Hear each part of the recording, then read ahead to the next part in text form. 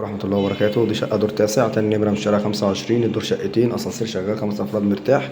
الشقة كاملة 3 عدادات كهرباء ومية وغاز. الشقة عبارة عن 3 أوض وريسبشن قطعتين، تشطيب ما شاء الله عليه، تشطيب عريس. احنا شايفين كده عداد الجاز اهوت راكب. ده ريسبشن معانا على الشارع، ده عندنا جنب 3D. دي بلكونة على الشارع. الشقة تاني نمرة من الشارع 25، تاني برج من العمومي.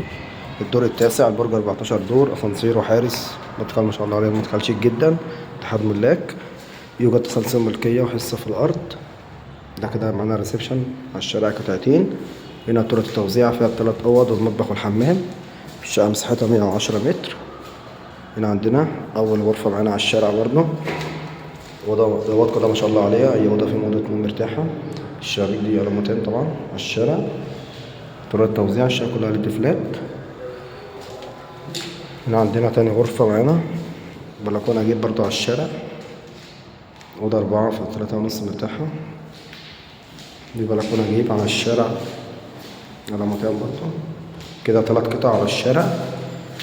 هنا عندنا المطبخ والحمام والأوضة التالتة. كده عندنا الأوضة التالتة، أوضة ما شاء الله عليها برضه 4 في 3 اهيت مرتاحة، شباك اهوت.